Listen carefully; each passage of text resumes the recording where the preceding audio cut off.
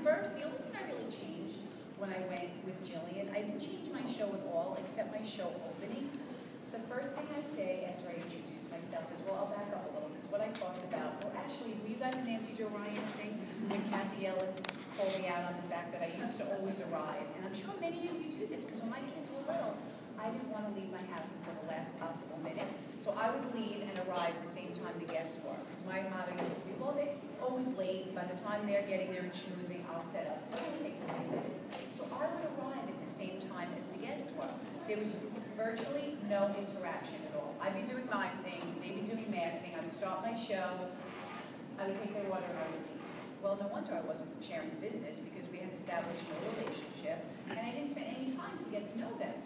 So now I get there like 45 minutes ahead of time, and I'm completely done. When they're arriving, honestly, I'm usually answering the door. Hi, I'm Sharon, nice to meet you. I'm schmoozing with them, I'm listening. And I heard someone say that night. You have to listen. I think it was Kathy. You have to listen to what people are saying. Oh, I love the chef. I have everything. I use all their tools. I'm like, oh, she's going to be a good one. And then someone who's saying they hate their job or they're being laid off or whatever. So you kind of just like listening before you even start. And then once I start my demo, the only thing I added after I went with Jillian was I say to them, and my name is Sharon, I got started because I had 2 little kids at home, I was looking to be a stay-at-home mom. You go into an office or a store, maybe they'll pay $10, $12 an hour. I average, and whatever you average, $75 to $100 an hour doing this. I actually want to invite you to turn to the back of the catalog and to look at the 2 kits that we offer. And I just say to them, our large kit is $159, and it has $600 worth of products. If you do 1 show, 2 shows wherever you live in, wherever you live and how much your show averages, if you do 2 shows, you're going to make back in your commission what you invested. And if you decide you don't like this, the pamphlet chef lets you keep everything. So there's really no risk. And now we offer a mini kit. You can start a business for $100. Again, do a show for your sister, your mom. If you don't love it, then you keep everything. And I know the very last thing you were thinking about when you were driving here tonight was finding a job. The honest to God truth is, it's the best thing we offer in the catalog. So I want you to watch what I do here tonight, and I guarantee you can do the exact same thing. That is the only thing that I added to my opening, because now I feel like people are looking at you in a different way. A, when you tell them how much money you're making, they're like, did you say she makes that kind of money? Like, if someone hasn't been to a home party, they have no idea. When it's freezing out, they think I make $7 an hour, and they're feeling sorry for me. They look at me totally different when I say how much money I'm making and the flexibility. Because those women that I spoke about on stage, and I promise you at every show, there's probably 5 people who were laying in bed the night before wondering how they were going to get out of their credit card debt or pay their mortgage. So when you say that, those people in the audience are like, oh my God, maybe this is good. I haven't even seen her yet, but I'm going to watch her a little bit differently. So I plant that seed in the beginning.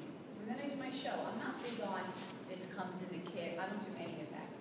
I do my regular demo, and then at the end of the night, when the dessert is popping out, after we serve it, while they're eating it and they're captive, I use the door prize slips. Stop reinventing the wheel. They give us everything that is so simple. I use the door prize slips that come in the kit, and I say, I'm just going to walk you through this. I'm going to ask that you fill it out completely. The first question says, are you interested in hosting your own show? And remember, without a personal business, we have no business. So that comes first. So I always tell them the benefits of hosting, and I reiterate what I said in the beginning, because I always thank my host at the opening and what my average hostess gets. And I say it again, because again, in the beginning, if they hadn't been to a show, they don't really care that Mary's getting, $100 in free products, because they don't even know if they like this stuff yet. So now that they see everything and they want everything that I demoed, then I say it again.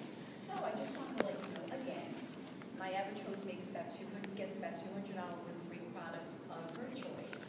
Probably up to 5 items at half price she's going to walk away with, a 30% discount, and then the monthly book special. So if you want everything you see here tonight and you can't afford everything, you have to be crazy not to have your own show. I come, I cook, I clean up, and you're going to reap all the benefits. And I now do theme shows. We can do a Death by Chocolate theme show. It's a chocolate martini. And trust me, I don't drink. I didn't know how to make a chocolate martini. It was a big nothing. So by saying that, you get those people that say, oh, my girlfriends would like that. That's a little bit. It's just a different spin on what we do. I do Mexican themes, mojitos, margaritas. We can do homemade sangria. Whatever you want, I will come pamper you, and Susan's going to get a lot of stuff for free. Susan's going to get a special gift because you booked her And then I say to them, and the next question talks about fundraising. And if you guys aren't talking about this, last year when we flew to Cabo to Vina Messick, who does a lot of fundraising, I never did, other than the Help with Cancer ones, fundraising just wasn't something I talked about. So again, if you're not intentional about something, no surprise that you weren't getting any fundraising. Now it's the next thing I talk about.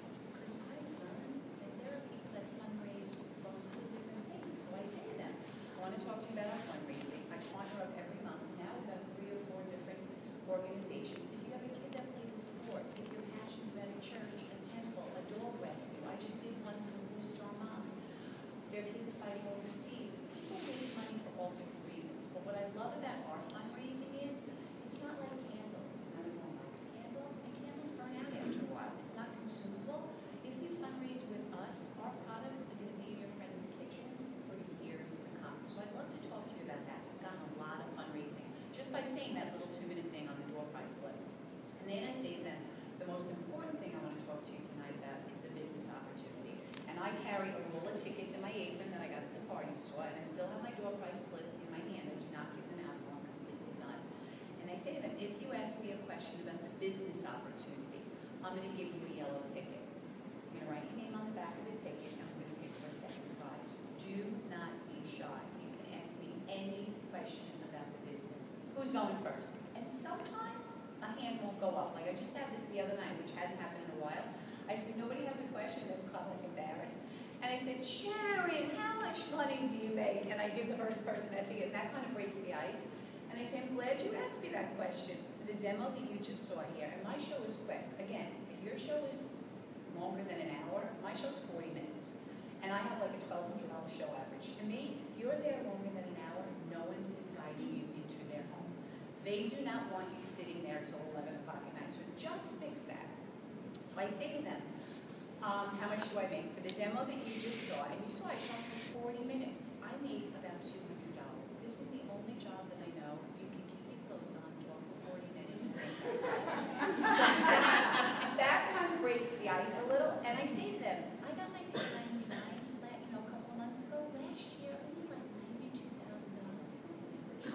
That's crazy. And now I know so then the questions start coming. And then, you get the, and again, if they don't ask it, I ask it. I want you to write down on an index card, like the 7 questions that you have to cover, whether they ask it or not, because they want to know it, just a lot of people are shy.